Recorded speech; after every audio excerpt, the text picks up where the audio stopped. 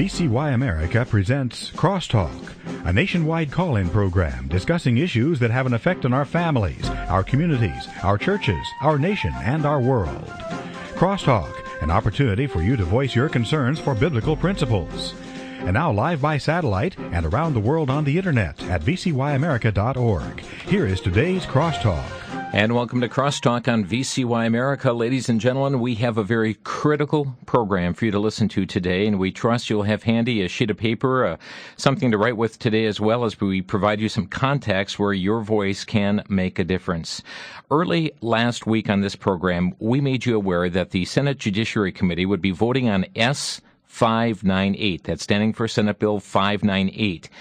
This is legislation that would repeal DOMA, the Defense of Marriage Act. Well, on Thursday of last week, the Senate Judiciary Committee decided to hold over a vote on this legislation until this Thursday, November 10th.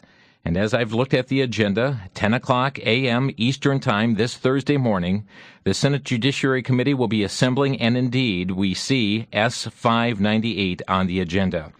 Here to discuss this matter with us today is Mario Diaz, the Policy Director for Legal Issues with Concerned Women for America. Mario, nice to have you with us today. It's great to be with you, Jim. Let's talk about this S-598. We have to begin, though, with its very, very deceptive title, as it's being called, the Respect for Marriage Act of 2011. Tell us about it. Yes, that's exactly right. We have actually coined it the Disrespect for Marriage Act because it does the exact opposite of what the title suggests it is doing. It seeks to repeal, as you well pointed out, the Defense of Marriage Act that did two things. It first defined marriage as between one man and one woman for federal purposes, and then, perhaps even more important, it protected states from having to recognize marriages as defined by other states. So if a state decides that to sanction same-sex marriage, for example, but another state decides that it will not do so and it protects marriage as we traditionally have known, then they won't be forced to recognize those marriages. And this is all being threatened by our elected officials. And Mario, it even revolts me to even say same-sex marriage, because that term in itself is an oxymoron. Marriage is between one man and one woman, and when you put same-sex before it, it's two terms that do not go along with each other. That's exactly right. You know, I always say, it is like redefining a color. It's like getting the color blue and just saying from now on, some other color will be called blue. You're really redefining the term to mean whatever you want it. Of course, we have seen this done in other cases, and we prefer using the term homosexual marriage because that is what it is. But we have seen how they have done or gone to great strides to make sure everybody says same-sex marriage, just as they do with the gay term, just to make it more palatable for Americans to get more comfortable with it and move their agenda forward, which is what they're trying to do now with this Disrespect for Marriage Act also. Doesn't this legislation, this S-598, doesn't this undermine the will of the majority of the American people? Yes, I mean, it clearly does. Everywhere marriage has been put up for a vote of the American people, they have decided to protect marriage for the union between one man and one woman. It has never failed when it's been put to the voters. Where we have seen some difficulties is with mainly judicial activists who have decided that homosexual marriage should be protected somehow. And increasingly, as we see our culture decay, we are seeing it more and more in state legislatures. But never have the voters decided they will sanction same-sex marriage. So here you have, and even some of the co-sponsors of this legislation are from states, including your own, the Wisconsin, where the voters have voted to protect marriage in their state constitution, yet they come to Washington, D.C. to work against them. and make them force them to recognize homosexual marriage and truly any other marriage that any other state decides to sanction. It is really outrageous what they're doing, and we're trying to expose it so that people know what they're doing here in Washington. Folks, listen carefully to what Mario is having to say. Now, you correctly mentioned Wisconsin is one of those states that has a marriage protection amendment. But if they passed this so-called Respect for Marriage Act, you call it the Disrespect for Marriage Act, what will this do to the states that have already added to their constitutions that marriage is only to be recognized between one man and one woman? What does it do to those states and those states that statutorily have also passed such language? It will force them to recognize the marriages from other states. This was an issue that came up way back when this whole idea, this whole insidious idea, really, of homosexual marriage came about, and that one of the main reasons why DOMA was passed was to protect those states, to say you do not have to recognize a relationship that your voters and your legislators have decided goes against your public policy, against the best interest of families and children, which is what all the social science tell us.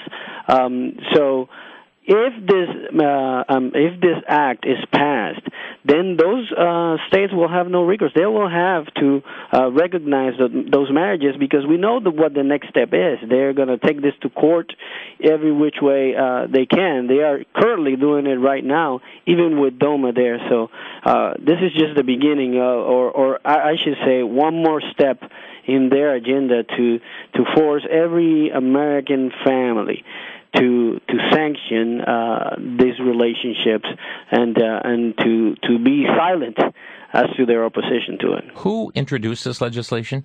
This legislation was introduced by Senator Dianne Feinstein. Again, another state where the voters in California voted overwhelmingly to support and keep marriage as the union between one man and one woman, and yet she comes here to Washington again behind the back, if you will, of her own constituents, and try to impose her own liberal ideology into her own state. It is really something that you would think should not happen. The voters should make their voices heard, and they are supposed to come here to Washington to represent them. And yet they're going there to work against them. It is really outrageous. And as of today, folks, this bill, S-598, has 30 co-sponsors in the United States Senate. It does have a companion, and we're not going to dwell on this because action's not happening in the House at this point, but there is a companion bill, H.R. 1116, that has now, in the last week, they have added 4 more co-sponsors, 132 co-sponsors in the House, just joining since November 1st. Many of you live in Michigan listening to us. Well, Representative Levin just signed on. In New Jersey, Representative Andrews. In Pennsylvania, Representative Schwartz. And in Oregon, Representative DeFazio. These congressmen have just signed on as co-sponsors on the House side, but it's the Senate version that it's making its way through, with his vote coming up on Thursday morning of this week. Does our present DOMA, Mario, does it prohibit states from sanctioning homosexual marriages, same-sex marriages? No, and I'm glad you asked that, because this is one of their talking points. You know, they say that this act is somehow discriminatory and it prohibits states from sanctioning same-sex marriage. It has nothing to do with what states do. If a state chooses to sanction same-sex marriage or homosexual marriages, this legislation does nothing to prevent that. What it does is that it protects those states that do not want to do it from being forced to do so. And this has been one of their strategies from the beginning, you know, ever since Massachusetts did this. Homosexual couples will go and get married there and then come back to their own state and challenge the laws there and say, you need to recognize my marriage here. So that is all this legislation does, but that is, it stands in the way of them doing what they ultimately want, which is for everybody not only to recognize but to celebrate their homosexual behavior. We're speaking today with Mario Diaz, the Policy Director for Legal Issues with Concerned Women for America. There is a trend among every state right now that when this is put up to the voters, as we mentioned, the voters have sided with one man, one woman marriage. So if it's not the will of the people, Mario, where's the driving force behind this legislation? Who's pushing it if it's not the will of the people? I think it is just a liberal elitism, if you will. They know what is best for you and me, and they have always shown a great disregard for what we, the people, have said. And this is just one more example of that. They see a big opportunity politically for this group of people who are very vocal. Though are small in number, they are very vocal in what they do and how much money they pour into campaigns, and they have just chosen this as one of their causes. And they have shown with this legislation that they will stop at nothing. They see that they have the opportunity to become heroes for this movement, and they will do so. And they will do so as long as you and me and others who cherish the traditional definition and God's model really for marriage and families, as long as we stay silent. If we do nothing, then they win. And this has been one of their big strategies. If you remember with Proposition 8 in California, one of the things they did was to intimidate. If you dare to speak for marriage, they would attack you, protest you. They would just use every tactic they could. So much for tolerance. Yeah. And we've always said it. You know, this group that shouts so much for tolerance have shown themselves to be the most intolerant of all. President Obama has not made it a secret where he stands on this. July 19th, I have a statement here from the White House. It says this: President Obama is proud to support the Respect for Marriage Act. Again, folks, this would destroy DOMA. It's a Disrespect for Marriage Act. But they said he is proud to support it, which has been introduced by Senator Dianne Feinstein and Congressman Gerald Nadler. This legislation would uphold the principle that the federal government should not deny gay and lesbian couples the same rights and legal protections as straight couples. The president has long called for a legislative repeal of the so-called Defense of Marriage Act, which continues to have a real impact on the lives of real people, our families, friends, and neighbors. Your response to the president? I think the president has used families who believed in him for a long time. If you remember, during the campaign, he campaigned saying that he respected marriage, and he did in his personal life actually believe that marriage should be the union between one man and one woman. And I think as he has been more politically expedient now that he's in office and he doesn't need the votes of those people, then he has betrayed them in a really horrific way, coming out this way. If you remember, at the beginning, his two first years in office, his office and the Department of Justice were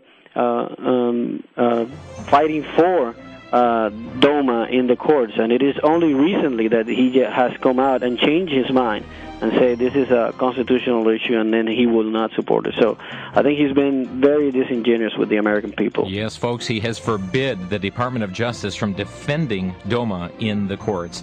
We'll be right back. You're listening to Crosstalk on VCY America.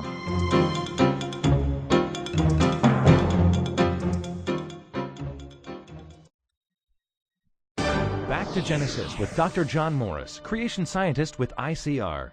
Dr. Morris, what would happen if Noah's Ark were actually found? Chris, I'm convinced that the discovery of Noah's Ark would perhaps be the greatest archaeological discovery of all time. Everything else from before the flood was totally destroyed. This is the one remaining link to that pre-flood world. But it would also have great scientific implications, disproving the concept of uniformity, that things have never been much different than they are now. They were much different, particularly during the flood of Noah's day. To find a 500-foot boat on top of a 17,000-foot mountain, that'd be strong evidence to support the Noah's flood idea.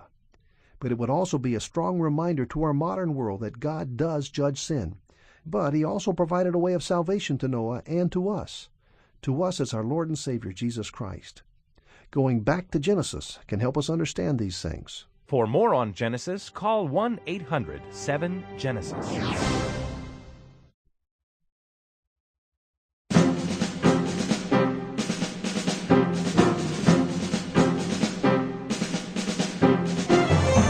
You're listening to Crosstalk on VCY America, and yes, there is yet another attempt to decimate DOMA. It comes in the legislation wrapped up as S-598, the Disrespect for Marriage Act, that is going to be voted on Thursday morning in the Senate Judiciary Committee.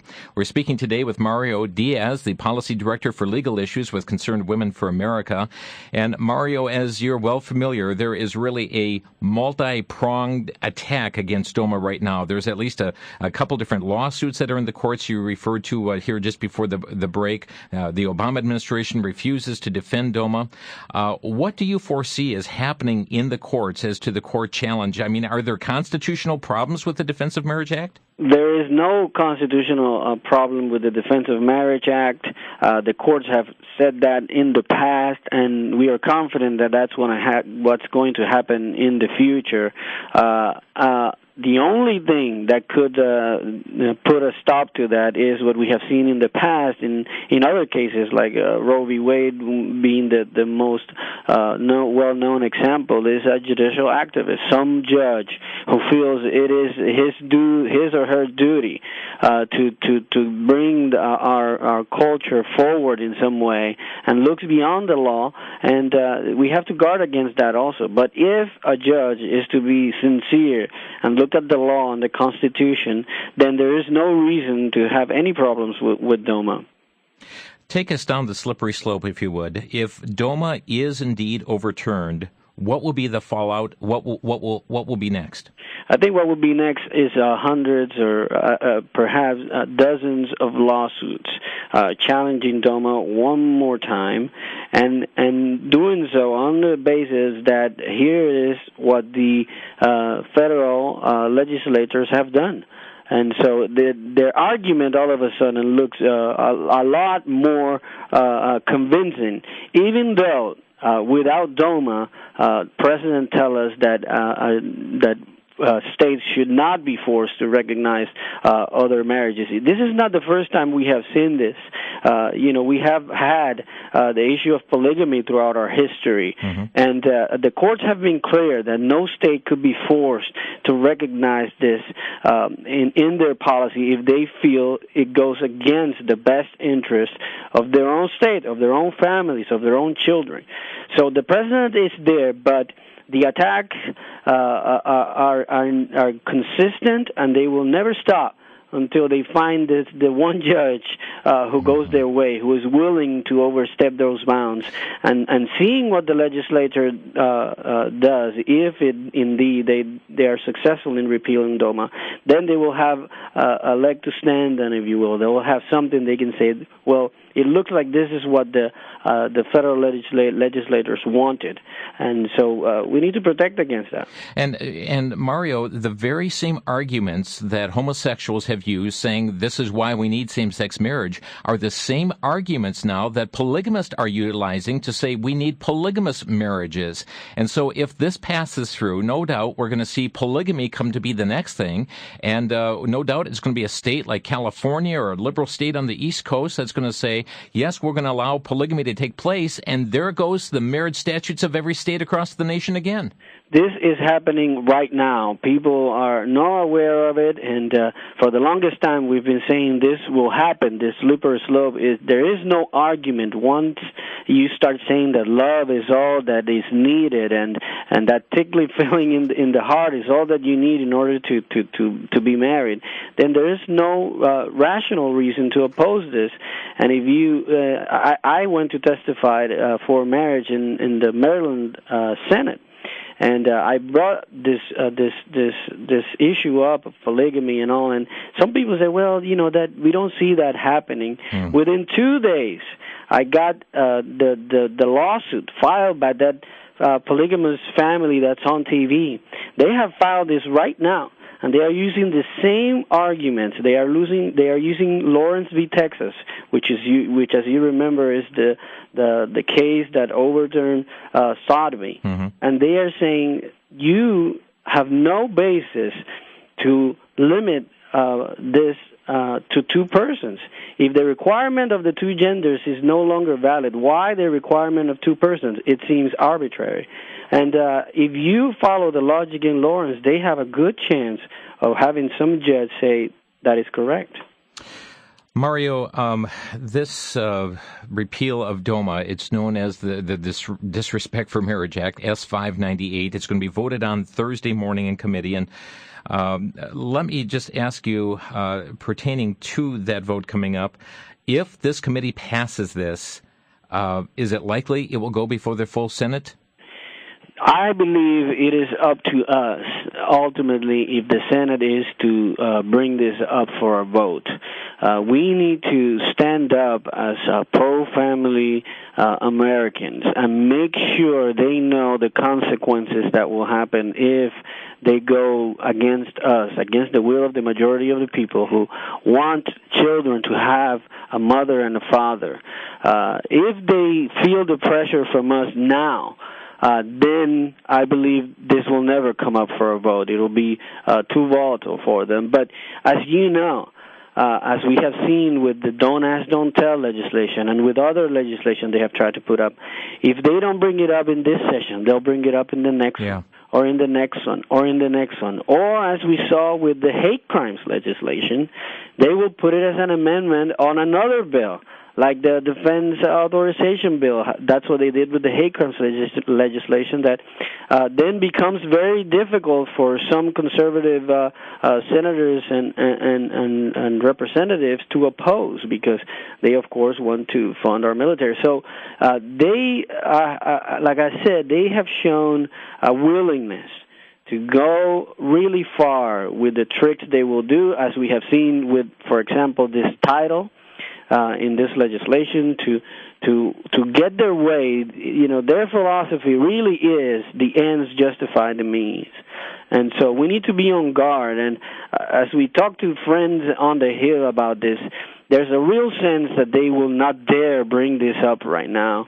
And we are trying to encourage them and say, we need to stand up now. If we wait for the time when they would dare to do it, then it is too late. Too late, yeah. So we are trying to stand up right now. So we encourage all your listeners to call their senators and let them know how they stand in this, and ask them to be accountable. Say, if you live in a state where a marriage amendment is on the state constitution, tell them, we voted for this. Are you really going to stand there and go against our vote? You know, whatever your opinion on so-called same-sex marriage is, will you respect our vote? Will you respect your own constituents? I think that's a very powerful argument. They will have a hard time explaining away. Folks, I'd like to give you a series of phone numbers here today on Crosstalk, and be ready to jot these down. First of all, I'm just going to, because the vote is taking place Thursday morning in the Senate Judiciary Committee, I want to give you their phone numbers, and then also underscore the importance of contacting your own senators, whether they're on this committee or not. Every senator's phone should be ringing today and tomorrow, all the way up until this vote, and even after what happens in the Senate Judiciary Committee. But if you write down these phone numbers, write down that every number begins with the same 6 numbers, 202, okay? That's the area code for D.C., 202. Then the Senate version is 224. The Senate switchboard goes to 224. So if you go 202, 224, let me quickly give you the last 4 numbers of the committee members where you can contact them directly. Many of you live in the states represented by these senators. So 202-224, okay? Let's start with the Democrats. Patrick Leahy, 4242. That's 4242. Herb Cole of Wisconsin, 5653. 5653. Dianne Feinstein of California, 3841. 3841. Chuck Schumer of New York, 6542. 6542. There's Dick Durbin of Illinois, 2152. 2152. Sheldon Whitehouse of Rhode Island, 2921. 2921. Amy Klobuchar of Minnesota, 5641. 5641. Christopher Coons of Delaware, 5042, 5042. Richard Blumenthal of Connecticut, 2823, 2823. Those are the Democrats on the committee. They make up the majority of the committee. The Republicans are Chuck Grassley, 3744. He's in Iowa, 3744. Orrin Hatch of Utah, 5251, 5251. John Kyle of Arizona, 4521, 4521. Jeff Sessions of Alabama, 4124, 4124. Lindsey Graham of South Carolina, 5972, 5972. John Cornyn of Texas, 2934, 2934. Michael Lee of Utah, 5444, 5444. And Tom Coburn of Oklahoma, 5754. 5754. In addition to these committee members, it is imperative for you to contact your own U.S. senators. You have two that represent you. You can reach them through the Capitol Hill Switchboard. Again, that same number, 202-224, and then you can dial the numbers 3121. That's 224-3121 to get through to the Senate Switchboard, or you can go to the website, senate.gov, look up your own two U.S. senators. You'll find their direct office numbers. But I don't know about you, Mario. I think I do know, but that it's really imperative for people to make these phone calls. It is very important. It is, in fact, crucial. It is up to us. As we have seen, the trend is to shy away from this issue.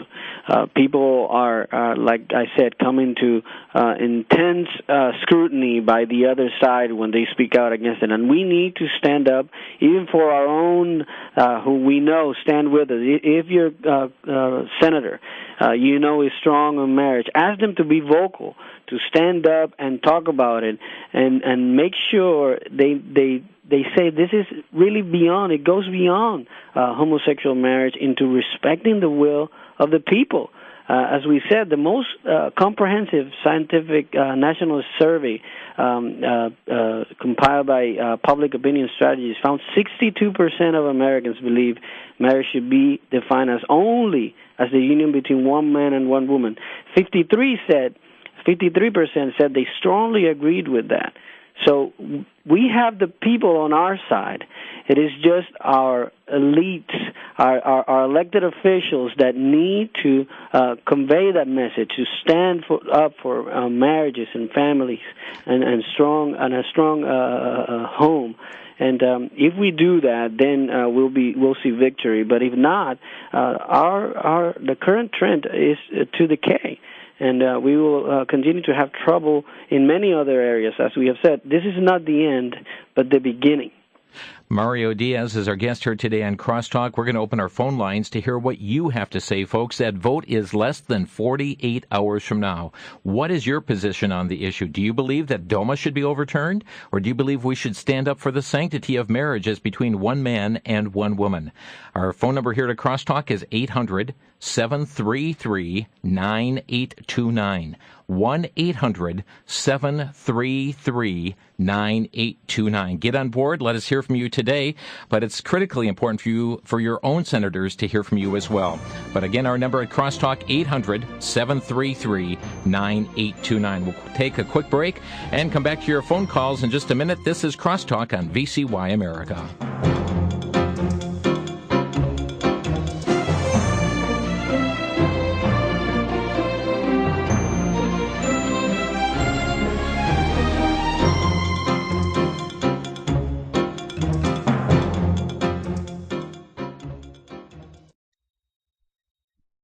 For millions of Christians around the world, following Christ can be painful, even deadly. Yet the church continues to thrive in the most difficult places. What can we learn from these oppressed believers? How do they pray for those in authority? What is their attitude toward government and political power? What does worship mean to them? Where do they find their strength and joy? These and other questions are addressed in the book, The Privilege of Persecution. Drawing on real-life stories and key scriptures, authors Carl Moeller of Open Doors and Pastor David Hegg present a surprising reality. The faith of the suffering church is vibrant. There are some remarkable lessons the Western church can learn from the suffering church. The Privilege of Persecution is available for a donation of $16 to VCY America, which can be made by calling 1-800-729-9829. Ask for the book, The Privilege of Persecution.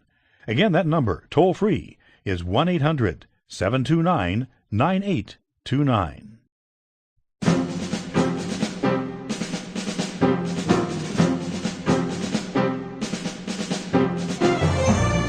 Friends, this vote is happening in less than 48 hours. What is your position? How do you demand that your senator vote on it? Our telephone number here at Crosstalk is 202. I'm giving you the Washington number. Our number here is 800-733-9829. 1-800-733-9829. Folks, what are your thoughts on this issue? Do you have a question about what's being discussed? Do you have a comment as to the direction your senator should go on this matter? Our number again, 800-733-9829. Just before we go to the phone lines, let me ask you, Mario, we have with us Mario Diaz from Concerned Women for America. How will what happens here impact children? You know, every major study, social study we have done suggests and conclude without question that children do best. The ideal for children is a mother and a father who are in a committed relationship and together ensure the well-being of their children. There's no question about that. Even the most liberal of scientists have seen that. The future of our country, the future of our homes is at stake because, like we have already discussed, this is just one more step in the decline of an institution that has served as the foundation of our country and everything we believe since the beginning of our country. Folks, don't think for a moment that you can sigh a breath of relief if your state has a constitutional amendment that affirms marriages between one man and one woman, because as soon as DOMA is repealed, there are going to be lawsuits filed all over this country to repeal every single one of our state constitutions pertaining to this issue. That's why it's such an important issue. Our number, 800-733-9829. Let's begin in Florida. Violet, you're on the air. My son go to school and my daughter go to school, and she come home doing some stuff. I have to take her out of school because the same thing, what I do not like, she go and find herself in the same thing. And as a Christian, I can tell you I'm a Christian, and I serving God, every man should stand up for the right. We cannot stand up for wrong. We got to stand up for righteousness. Mm-hmm. And man and woman, God make man and woman. And man should know, look at Egypt in Sodom and Gomorrah. That's a clear statement. So God sent us a message by Sodom and Gomorrah. So we shouldn't bring another Sodom and Gomorrah again. Yeah. So I think people have to rise up. And if we don't rise up in the name of Jesus, then, people going to overtake and do what they want to do. Because the Christian who call themselves child of God, have to rise up. So there are so many child of God who say they are child of God. It's time for them to rise up and speak. And then man would never take over because man cannot have power more than God. But we need sincere man of God and woman of God to stand up for righteousness. Amen. And this is really our duty, Mario, to be salt and light, isn't it? Yes, it is. And I have to say, I have to commend the caller because this is a point that we need to make. It is the duty of Christians and the church to stand up for righteousness and speak the truth. The beauty about God's principles is that not only are they true because He says so, but like I said, when you look at the evidence is clear as to what is good for our country and for families and children. I have to mention, in Maryland, when they tried to pass same-sex legislation, it was the church and specifically the black pastors who came together and rose up, and what was felt to be a done deal before it started just had to be overturned, and all the legislators had to come back and re-examine what they were doing once they saw how the church stood as one. So the church is very powerful. So I hope your listeners are encouraged to speak out on this issue, especially if they go to a church, and to pastors to rise up. They are our leaders in moral principles, and this certainly is one of them. Thank you, Violet. Let's go next from Florida. We're going to South Dakota, and Tom, you're on the air. Good afternoon. Thanks for taking my call. I was just going to say, I don't know about anybody else, but when I got married, the pastor at the end said, "What God has joined together, let no man put asunder." And I don't think God meant two of the same sex. Well, I know he didn't mean that. Right. Well, that's what I mean. You know, he said, "What God joined together," and now they're trying to get, you know, the approval to let let them be together. And that's wrong. Well, and let's just look at what Matthew 19 says. Jesus is speaking. He said, "Have you not read that he which made them at the beginning made them male and female, and said, For this cause shall a man leave father and mother, shall cleave to his wife, and they twain shall be one flesh. Wherefore they are no more twain, but one flesh. What therefore God hath joined together, let not man put asunder." So there's no question in my mind that God meant male and female. Yes, there can be no question about that. The Bible is clear, and God's principle is clear, and I think those are those self-evident truths that our founders referred to. And I think we all know in the end, even those who are supporting this behavior know that there's something wrong about this. They feel it. Even those people who are listening to us now, they don't know exactly how to express it, but they know that this is wrong. And that is something we can go with, but we need to be diligent in standing up for those truths and not buying into this whole idea of tolerance, as we have talked about, that have unfortunately shamed us and even made some Christians who know the truth to be silent on them for in order not to be called bigoted or any other name. We need to stand up for those truths because they are important and foundational for our future. Thank you, Tom. Appreciate your call. Sir? Yes. One more statement, okay? Yeah. Okay, Obama's Muslim. And you know what? We're deal right with the issue here today. Yeah, I know, but I just want to say something. Don't. Hello? Okay. Emmanuel in Wisconsin, you're on the air. Yeah, sir, I appreciate this subject, but one thing that I realized that a lot of people have been lulled to sleep, and they don't, even though they are in agreement with you, they don't say nothing. They don't even interact or even take part. Even though that they have the same feeling of what you're talking about. Like me, I never have taken part in any of this. This is the first time I ever, take part in some radio talk. And even though I feel very strong, like you do, in this subject about two men and two women being married, I really appreciate this. And I wish that, I could talk to my Congress. Well, Emmanuel, you can contact your senator's offices, and unless you do, how will they know what your view is? They're there to represent you, but if you don't let them know what your view is, how can they represent your views? Correct, very correct. Yeah, and I appreciate your sincerity, and there are many like you out there, and I just encourage you and others who feel like you to really just bring out the courage. If you go to our website, concernedwomen.org, we have talking points that you can use to make your voice heard, but it is important that you do. Our tendency is to want to shy away from things like this until it touches us personally, but what we have found is that it'll be too late.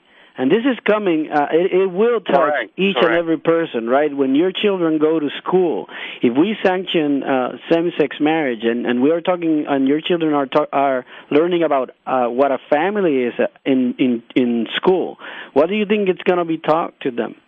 So this will affect... That's what I'm afraid of. Yeah, this will affect every family out there, even when you think, well, it really doesn't affect me, let them do what they do. No, this will affect you, your family, your beliefs. Our religious liberties are at stake here. One of the things they are really offended by is that religious people get to discriminate, they would say, quote unquote, against them because of their beliefs. So, as you have seen, for example, in the military, the chaplains now are being forced to be silent and to not offend those who they consider now are to be celebrated. So our religious liberties will come head to head with what they see as their constitutional rights to same-sex marriages. So I encourage you to stand up now, because then later it will be too late. Thanks, Emmanuel. Let's go next to Shorewood, and Mac is calling. You're on the air, Mac. Hi, fellas. Thank you for the show today. I just wanted to make sure the bill is going to expand the rights of homosexual couples in, there's 4 or 5 states where it's legal now. And after that, besides that, we just don't want to let any foot in the door, right, towards homosexual marriage. Is that fair to say? And then following that, the issue is going to be lawsuits, and lawsuits after this is passed to try and gain more rights. Does that sound about right? Can you add to that, maybe? Mario? Well, there are, like we said, many different fronts where this will affect us, but the principal one is that, DOMA deals with protecting those states that have decided to protect marriage as a union between one man and one woman from having to recognize those same-sex marriages from other states. Let me give you an example where we are seeing this even with DOMA. I don't know if your listeners have heard of Lisa Miller, but this is a very well-known case in Virginia where a mom that was in a lesbian relationship and had a child in that relationship then became a Christian, and she moved from Vermont, where same-sex marriages are legal, to Virginia. And then Virginia was forced to recognize certain decisions by the Vermont court. So this is all going to come to us through many different fronts. You know, it is not only in challenging the constitutionality of DOMA, but it is the reality of this new way of defining what a marriage is and what a family is will affect every aspect. You know, we are seeing this come head to head in immigration law, for example, where now persons coming here want to bring their partners and have the U.S. recognize that to give them asylum. So it is just all-encompassing. Yeah, and Mac, in a nutshell, the very first sentence of this bill, S-598, says to repeal the Defense of Marriage Act and ensure respect, what they say, for state regulation of marriage. But that's what their goal is, to repeal the Defense of Marriage Act, which defines marriage as between one man and one woman. Thank you for the clarification. Okay, you're welcome. Thank you for your call. And again, whatever any state deems as being marriage, folks, that's what states are going to have to accept as being marriage. That's what the federal government will have to accept as being marriage. Well, I see we're just seconds from a break, so I'm going to hold my next call until right after the break. You're listening to Crosstalk on VCY America. Don't forget, you can reach your 2 senators at senate.gov. Senate.gov. Click on the senators, or you can call the main switchboard 202-224-3121. That's 202-224-3121. Ask for your senator by name. If you don't know who that is, just tell them I'm calling from this state. Please connect me with one of my 2 senators, and they'll put you through. Thanks for listening. We'll be right back.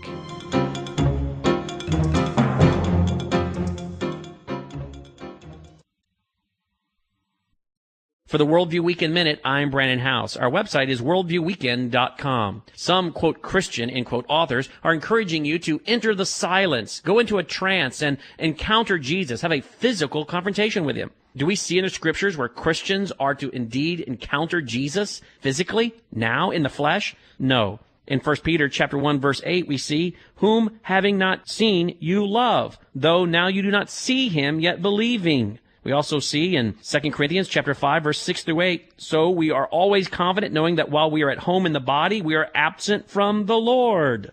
We see in Philippians 1, 22 through 24, Paul again says, but if I live on in the flesh, this will mean fruit from my labor. Yet what I shall choose I cannot tell, for I am hard pressed between the two, having a desire to depart and be with Christ, which is far better. Nevertheless, to remain in the flesh is more needful for you. Nowhere in the scriptures do we see that in the flesh we physically encounter Jesus. In fact, I believe they're encountering demons.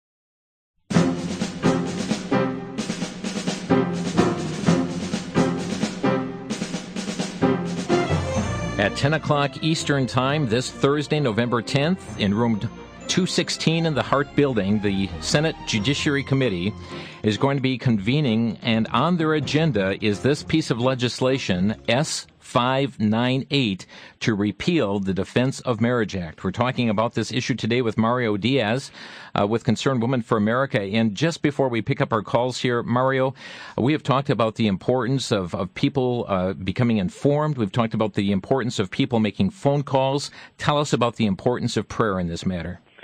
Prayer is the foundation. Concerned Women for America is a Christian organization, and we believe prayer and action are crucial. We have prayer action chapters actually all across the country. We would encourage your listeners to become involved in those if they can.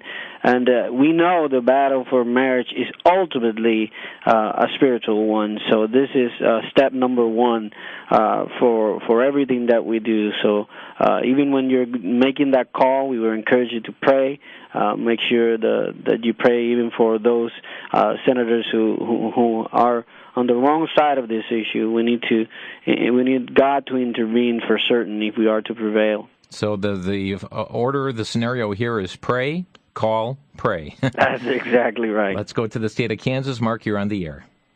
I'm a pastor, and I contacted my Congress, my senator, and also have been praying about this. But I wanted to remind the listeners that the institution of marriage is the oldest institution in history. It's the first institution that God created, over 6,000 years old.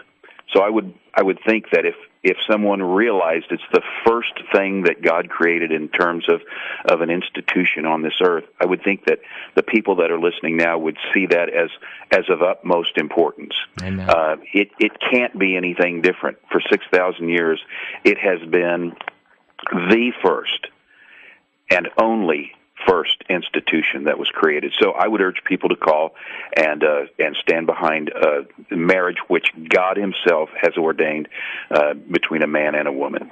God bless you, Pastor. Thank you for your call. God bless you, Pastor. You're an inspiration to many, and we cherish each and every one of you that's out there that speak out on such a crucial issue. Our next caller also from Kansas, and it's Tammy. Tammy, you're on the air. Yes, I really enjoy your program. We quit going to a certain denomination of church because the bishop of the church was a known lesbian, and she married her partner. And we didn't believe that we should be tithing and giving our money to this church. And I have lost some friends because of our opinion. And I've also asked my pastor at our new church why the pastors there don't preach against homosexuality as much as what people think that they should. And there's, in my husband and I's opinion, and I'm sure a lot of other people agree, is if there was a pastor or a bishop of the church that was stealing, taking the tithes or if they were fornicating or went out and murdered somebody, they would be out of the church.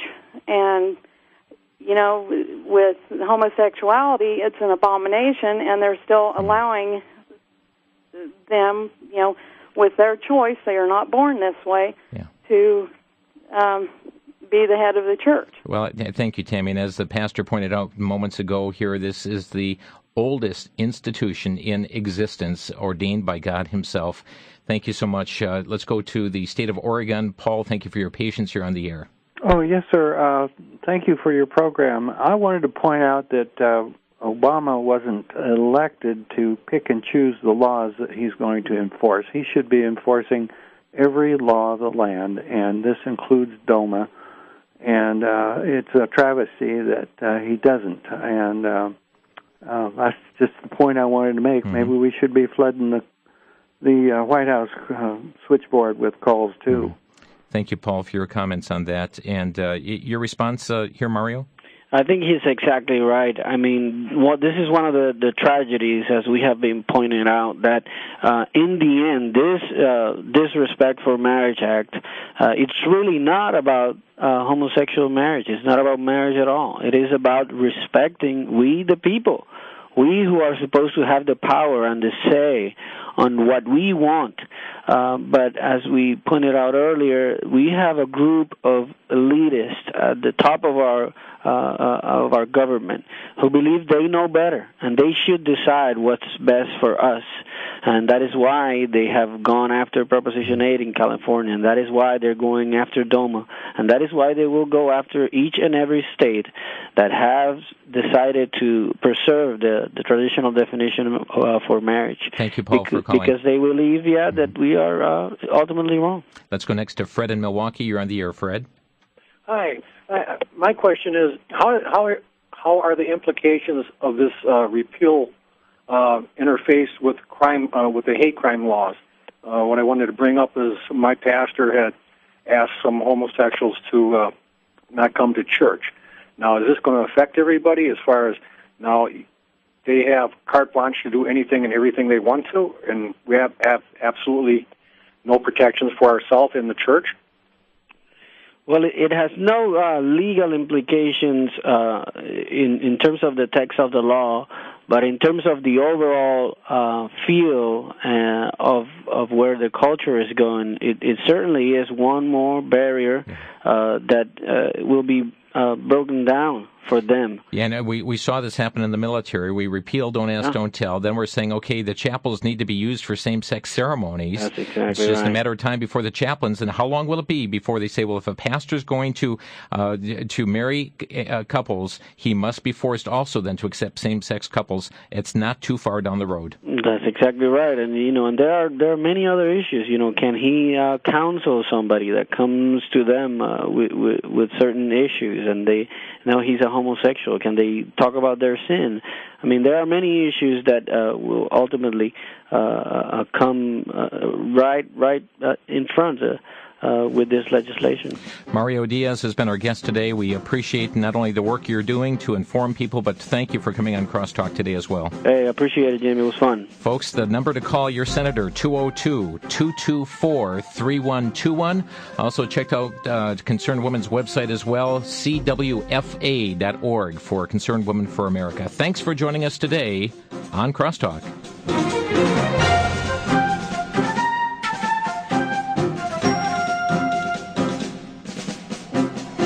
You've been listening to Crosstalk via satellite and the internet from VCY America. Views expressed may or may not be those of this station. For a CD of today's program, send a donation of $6 or more to VCY Tape Ministry, 3434 West Kilbourne Avenue, Milwaukee, Wisconsin, 53208. Or download by RSS or podcast from crosstalkamerica.com. And join us again for Crosstalk.